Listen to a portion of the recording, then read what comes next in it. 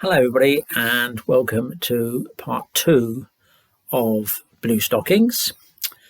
In the first lecture we did the creation of the Bluestockings as a literary discussion group. We talked about the main founder, Elizabeth Montagu,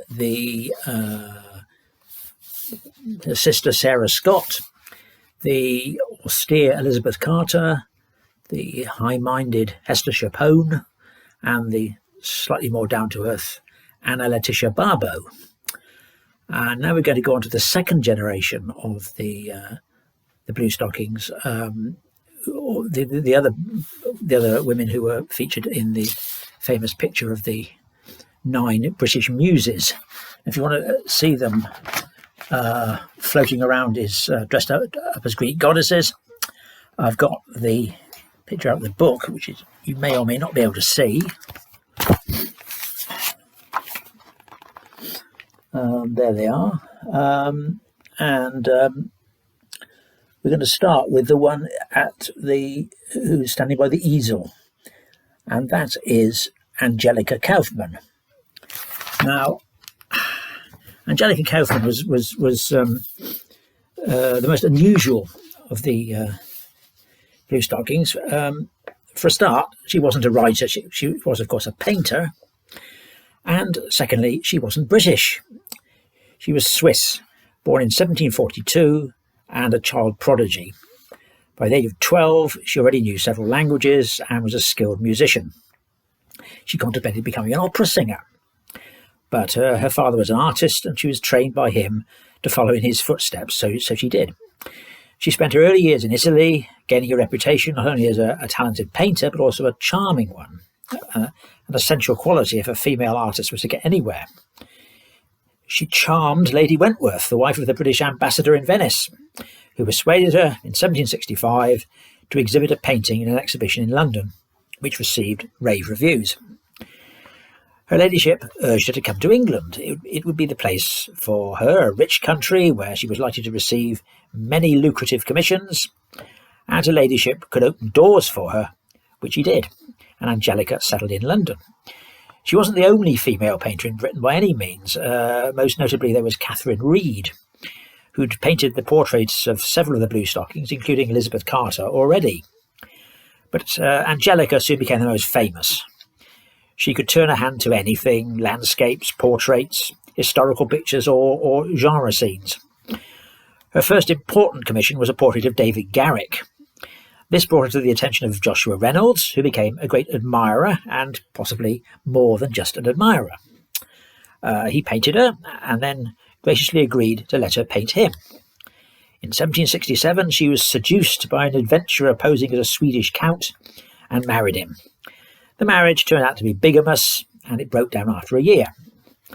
She may also have had an affair around this time with Jean-Paul Marat, who, fed up with being a schoolmaster in Warrington, was now practicing medicine in London. But the relationship with Reynolds was always the important one. He ensured that her name appeared on the petition to the king, which led to the establishment of the Royal Academy in 1769. Both Angelica and another woman artist, Mary Moser, were allowed to style themselves R.A., although they never actually became academicians. No woman did until Laura Knight in the 20th century. The relationship between Reynolds and Kauffmann aroused jealousy in other male artists. A painter called Nathaniel Hone included a nude portrait of her in a satirical picture called The Conjurer. The figure of the conjurer was, of course, by implication, Reynolds. Angelica complained to the Academy, and Hone was ordered to paint her out. None of this seemed to affect her growing fame. Inevitably, she came to the attention of Elizabeth Montagu. Elizabeth had a huge house in Hill Street, Mayfair, but it wasn't enough. She wanted something grander and purchased a site in Portman Square. The interior decor was to be designed by the great Robert Adam, who always used the best artists and craftsmen of the day, and Elizabeth was determined that they should include a female one. She chose Angelica. This started her on a new course, and she worked regularly for Adam, not only decorating his houses with murals and ceiling paintings, but also painting panels for his furniture. She was best known in her own time as a history painter, usually on classical themes, but today is better known as a portraitist, particularly for self-portraits, of which she did about 24. Probably her most famous painting, The Artist Hesitating Between the Figures of Music and Painting, was actually done in Italy, to which she moved in 1781, marrying an Italian and settling in Rome. Her departure was perhaps an indication that the Bluestocking group was breaking up. Another Bluestocking who wasn't known as a writer was Elizabeth or Betsy Sheridan. She's the one in the picture with the lyre. She was born Elizabeth Linley in 1754 in Bath, and both her parents were talented musicians. She was rather unusual in that she was actually sent to school, although the school in Bristol only taught the usual feminine virtues, dancing, drawing, painting and deportment. Nothing academic, unless you count French conversation. But her talent for singing was soon discovered, and she began performing at the age of 9. Soon she was performing at Covent Garden, along with her brother, also a talented singer, in a masque with music by Bach. Her father was a hard taskmaster who forced her into a demanding schedule with regular concerts in Bath and London, and many people considered that he overworked his daughter in order to line his own pockets. He constructed what would now be called an image for her.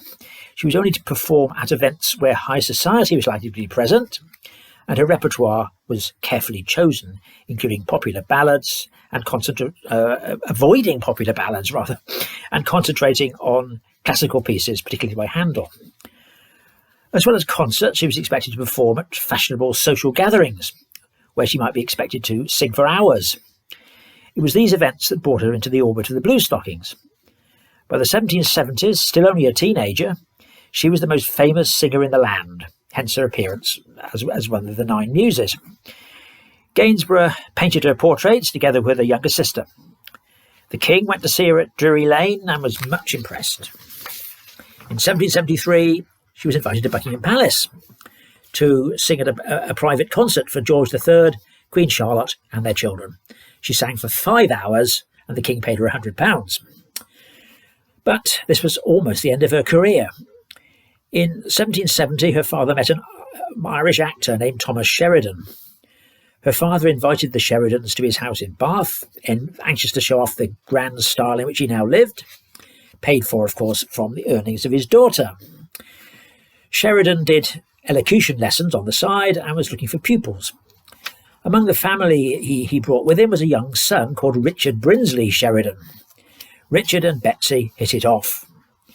She'd been betrothed to a wealthy suitor, but this was now broken off.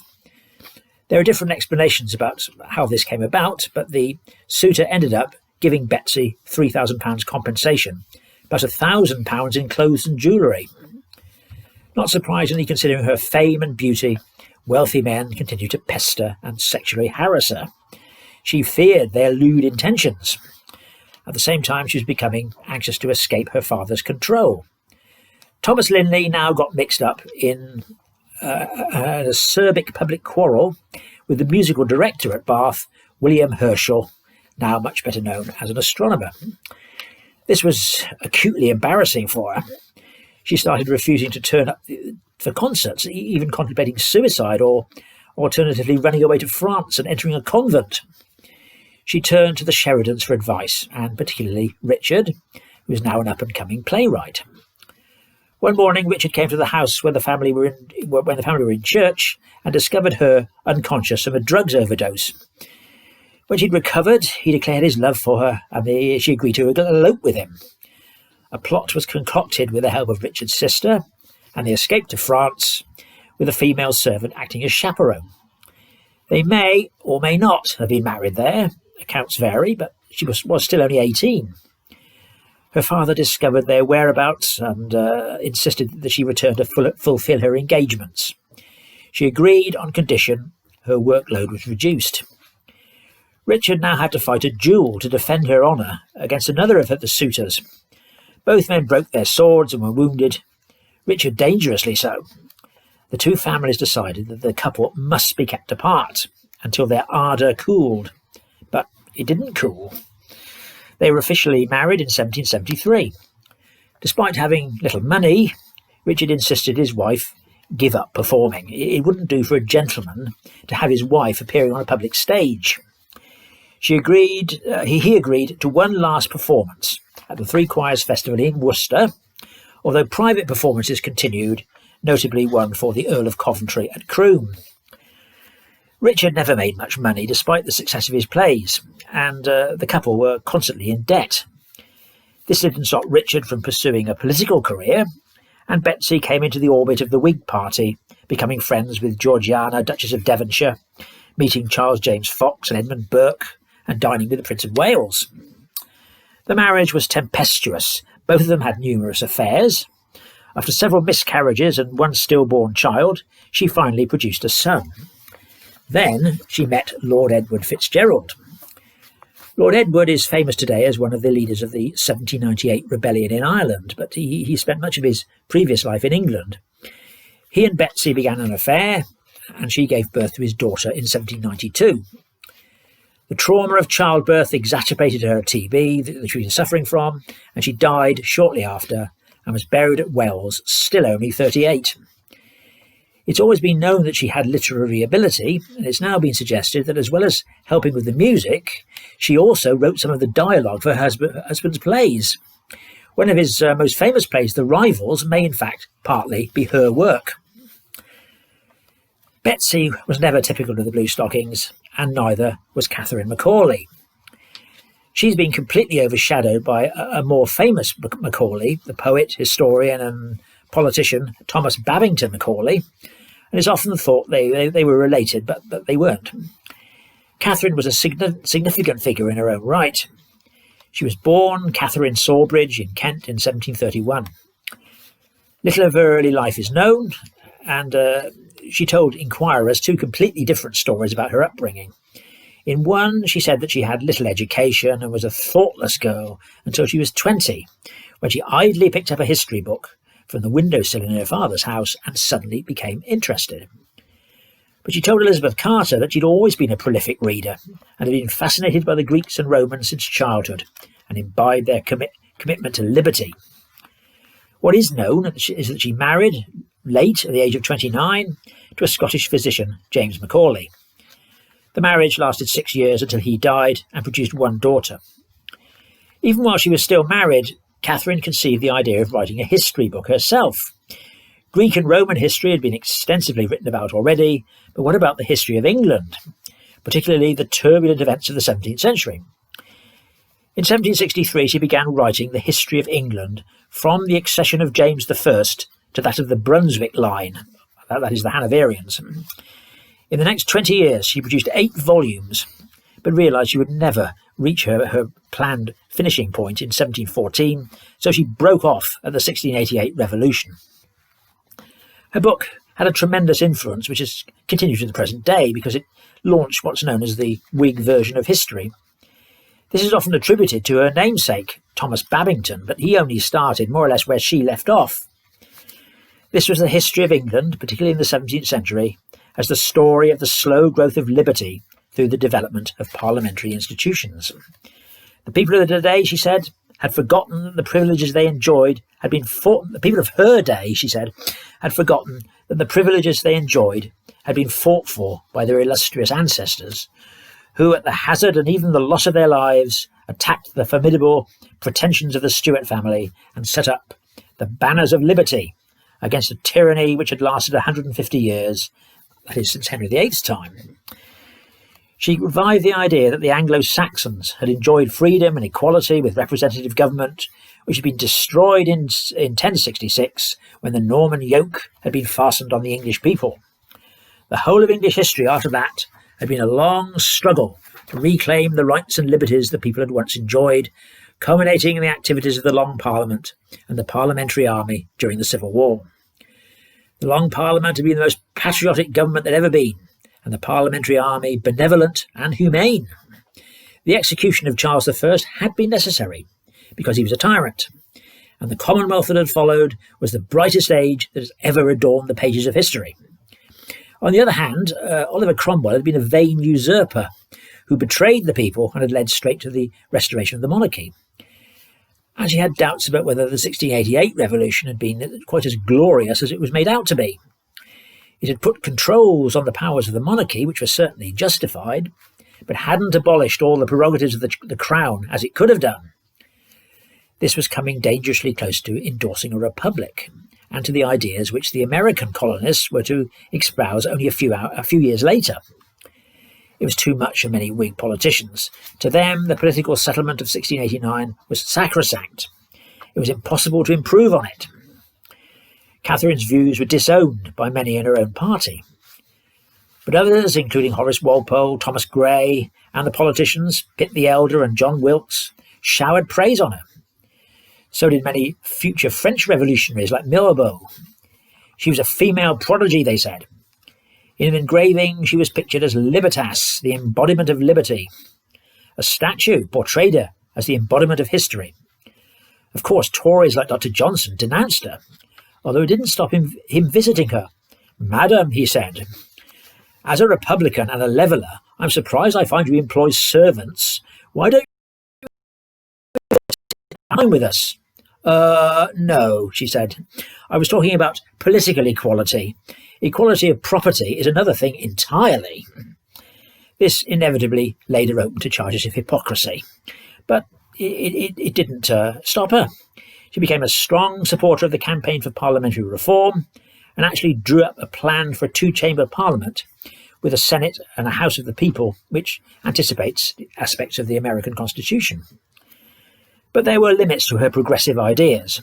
Although most men would have the vote, Catholics would still be denied it, and so, strikingly, would women. She missed the chance to become the first woman to advocate female emancipation. In the 1770s, she was riding high, one of the most high-profile Bluestockings, but with her strong political beliefs, never a typical one. Then she did something that blotted her copybook. She long enjoyed a platonic relationship with the Reverend Thomas Wilson, a gentleman 30 years her senior. Now, in 1778, she married again, going to the other extreme. She was 47.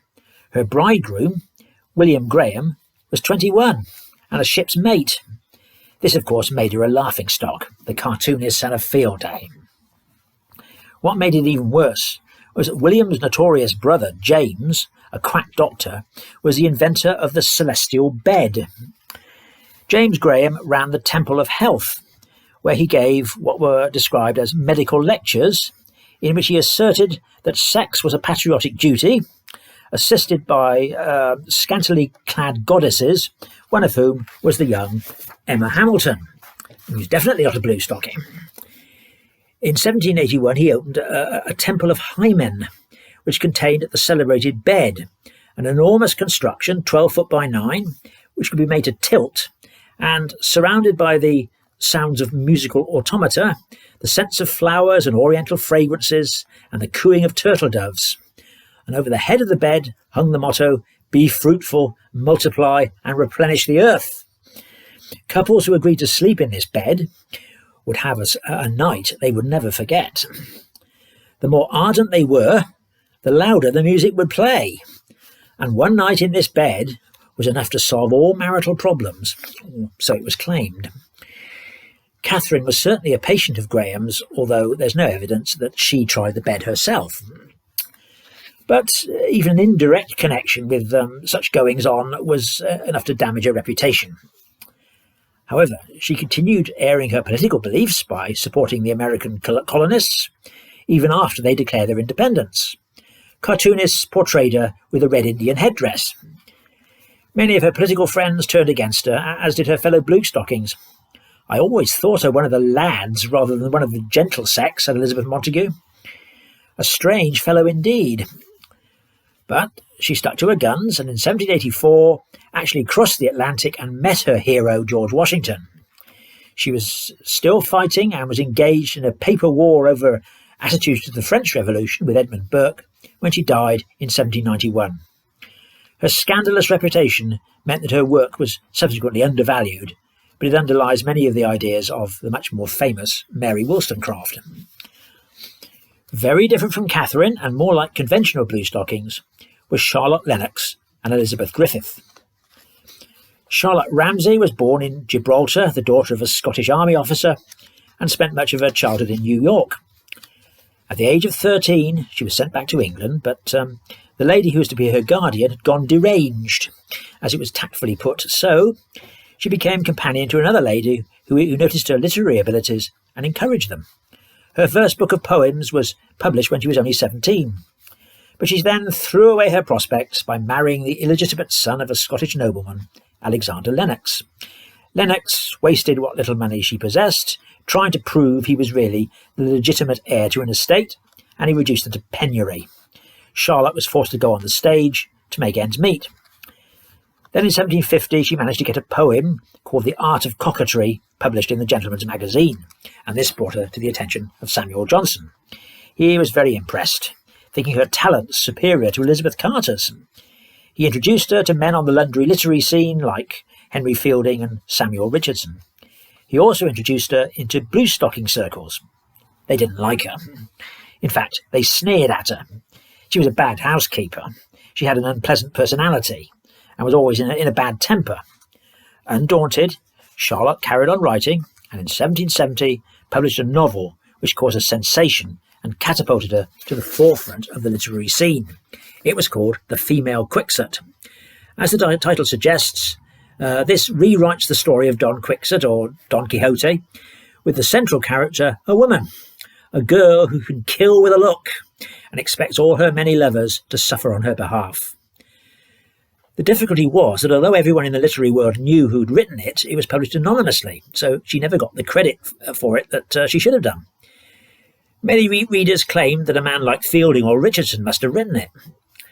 So Charlotte now turned to literary criticism, with Shakespeare Illustrated, published under her own name. This is now seen as the first piece of criticism written from a feminist point of view. Charlotte took Shakespeare to task for depriving his female characters of their independence and authority. For many male readers, for anyone, let alone a woman, to attack the bard, the man now seen as the national playwright, was a scandal and a sacrilege. Although Johnson stood by her, others disowned her. When a play of hers was produced at Drury Lane, a group of them got together to boo it off stage on the opening night. Her reputation never really recovered. She went on writing novels and plays, none of which made any money. She separated from her husband, leaving her with 2 children to support, and by the end of her life was living in extreme poverty. She was buried, forgotten, in an unmarked grave. Almost as sad as the story of Charlotte Lennox is that of Elizabeth Griffith. She was born in Wales, into a theatrical family, but spent much of her life in Ireland. In 1749, she made her debut on the stage in Dublin, in a play written by Richard Sheridan's father, Thomas. She soon acquired a reputation as a tragic actress, and married, in secret, a man also confusingly named Griffith, bearing him 2 children. Her first published literary work was a series of letters based on the relationship between husband and wife. It was moderately successful and tempted the couple to move to London. Richard went into business, proved hopeless at it, and ended up bankrupt. Just like Charlotte Lennox, she found herself supporting a ne'er-do-well husband by working, in her case, by continuing to act. She came to the attention of David Garrick, and they started a rumbustious and not purely professional relationship. She wrote a comedy called The School for Rakes, which he produced, and it was the only one from which he made much money, enough to set up a son with a post in the East India Company. She wrote 5 plays all told and churned out a vast number of novels, poems, translations and criticism, most of them no more than modestly successful and subsequently forgotten. Since all her stories accept the traditional idea of women's subordination, they haven't attracted the attention of modern feminist critics. According to one modern writer, they were an undistinguished, inept and tediously sententious. But at least she died in comfort, since her son made such a success of working for John Company that he became a wealthy man and gave his mother a comfortable house to live out her last years in Dublin. We'll finish by looking at 2 writers who became much more successful and well remembered than these 2. Hannah More was the first woman to enjoy a long and successful career as a writer, earning her living by her pen. She was much younger than most of the others, born in 1745, and living far into the 19th century. She was born and lived most of her life in Bristol, where her father was a schoolmaster who opened, rather unusually, a boarding school for girls. She began as a pupil there and continued as a teacher. She became engaged to a local gentleman, and the engagement went on for 6 years. She was continually putting off the happy or evil day until either he got fed up or she did, and it was broken off. She never married and devoted the rest of her life to literary pursuits. In 1773, she decided to try to make it to the big time, and chaperoned by her sisters, went off to London.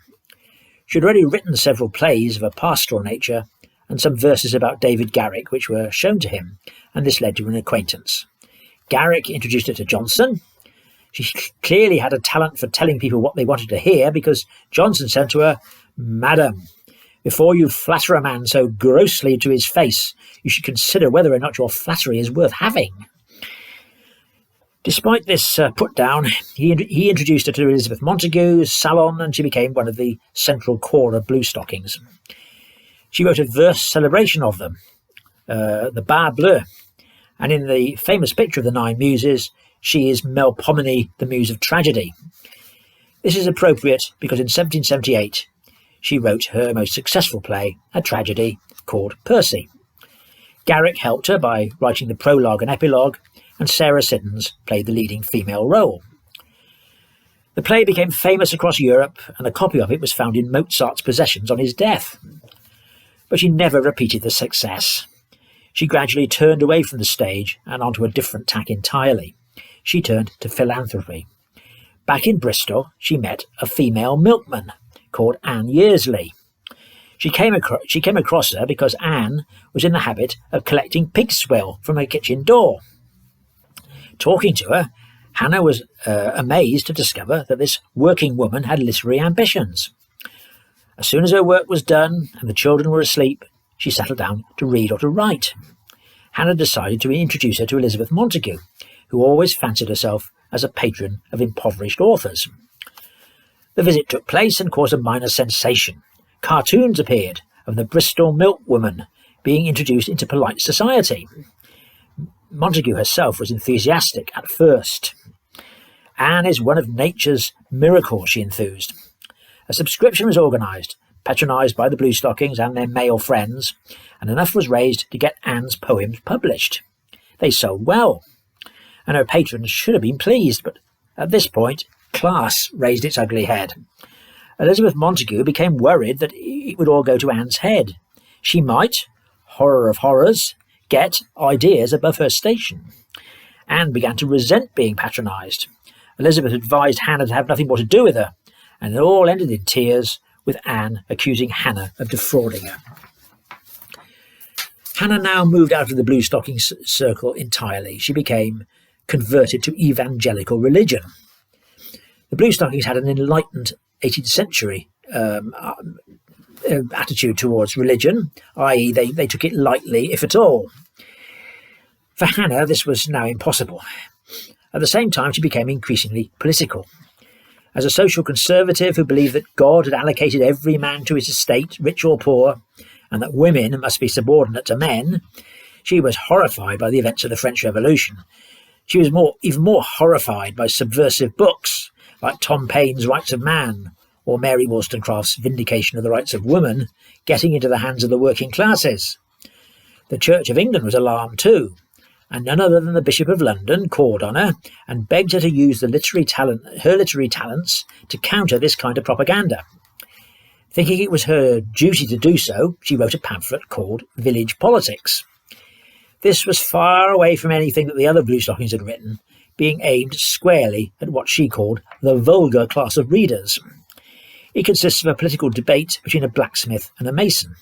The mason is excited by the news coming out of France, but the blacksmith is a sturdy patriot and persuades him to fight and die for old England and have nothing to do with fancy foreign ideas. It's not clear what its intended readership made of it, but establishment figures like the bishop loved it.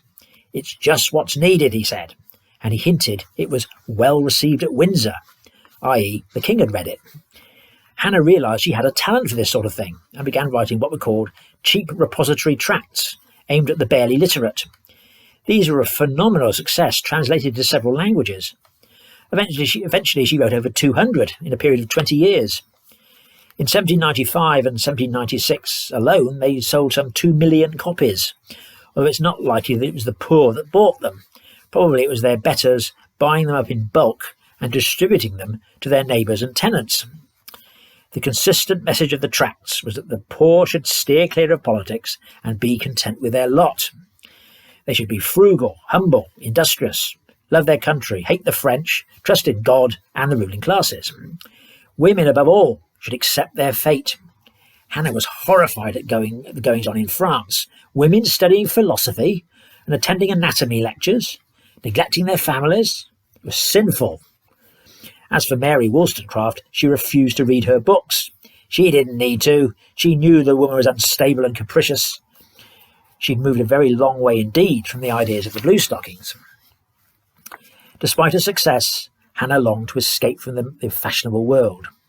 She bought a country cottage in Somerset where she settled down full-time to a life of philanthropy. She became engaged in the movement to educate the poor by founding charity schools. She founded 12 altogether, which taught children to read, although only so they could read the Bible and the Catechism. The locals didn't necessarily want them. Farmers thought that teaching their labourers to read would be the ruin of agriculture, while many clergy suspected that the impeccably Anglican Hannah of having Methodist tendencies. She didn't neglect the wider world altogether, for from the 1780s on she was a campaigner against slavery, and this brought her into contact with her fellow evangelical William Wilberforce.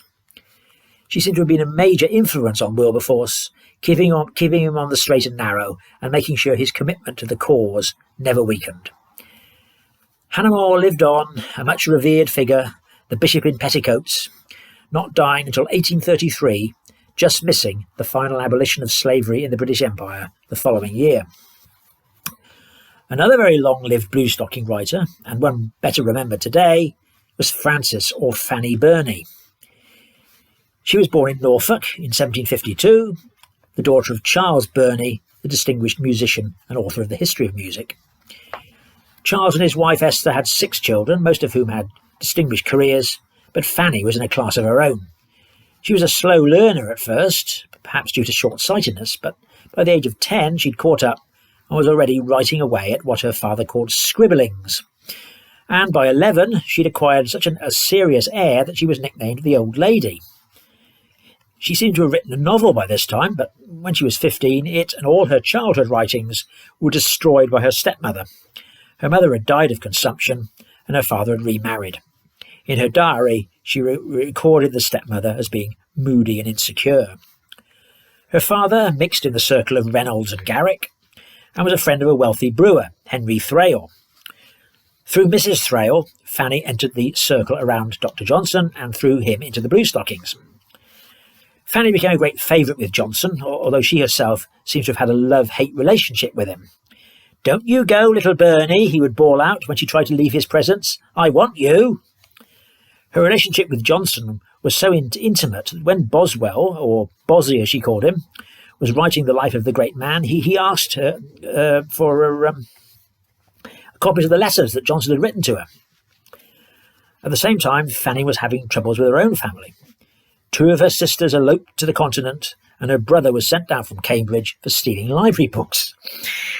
As a result of these scandals, her first novel had to be published in extreme secrecy in 1778. There was great difficulty in finding anyone to publish it, and eventually she had to sell the manuscript for 20 guineas. Evelina, as it was called, appeared anonymously, but was an immediate success. It's essentially the story of Cinderella retold. Written in the form of letters like many 18th century novels, it tells the story of an orphan girl who becomes an heiress. It probably wouldn't be much remembered were it not for its style, witty and ironic, with much satire at the expense of the nouveau riche. It was to be a major influence on Jane Austen. The success of Evelina encouraged Fanny to write another novel in the same vein. It sold well and brought her a lot of money. Men like Edward Gibbon and Edmund Burke declared themselves fans. She was able to live by herself in comfort. she befriended an elderly lady called Mary Delaney, who much earlier in the century had been a friend of Jonathan Swift. Mary had become a favourite at court and introduced Fanny to the King and Queen. To her consternation, Queen Charlotte offered her a job, second keeper of the robes, with £200 a year, a footman and a maid. Fanny was reluctant to accept. Attendance on the Queen would mean cutting herself off from her friends and connections. But her father, ever the social climber, urged her to accept, and she did so. She was to endure what she called 5 years of servitude under her boss, Madame Schwellenberg, gloomy, dark, suspicious, rude and reproachful. But Fanny was in pole position to observe the madness of George III. She suffered from it herself, on one occasion being chased round Kew Gardens by the mad monarch. But eventually she couldn't stand it any more and retired on grounds of ill health. It was 1791 and the French Revolution was in full swing. A group of French émigrés, refugees from the Revolution, had gathered in London and she was drawn into their circle. There was Madame de Staël, a brilliant writer, but Fanny disapproved of her promiscuity. There was Talleyrand, Napoleon's future foreign minister. He fancied her, but she didn't fancy him. She much preferred a soldier called Charles d'Arblay, and when he proposed to her, she decided, now nearly 40, to accept. The marriage was a happy one, and they had one son. Fanny went back to writing, and among the subscribers for her new novel was an unknown teenager called Jane Austen. But her attempts at writing plays for the London stage were not a success. When her husband decided to throw in his lot with Bonaparte and return to France, Fanny agreed to join him as soon as she could. After the signing of the Peace of Amiens in 1802, Fanny and her son went off to Paris. But of course the peace didn't last, and when war broke out again in 1803, she found herself trapped. She was in exile for 10 years, and while in France was diagnosed with breast cancer. In 1811, she underwent a mastectomy, performed by a team of doctors led by the obstetrician to the Empress herself. She described this in gruesome detail in a famous letter to her sister. It was, of course, long before the introduction of anaesthetics, so Fanny was conscious throughout the whole operation.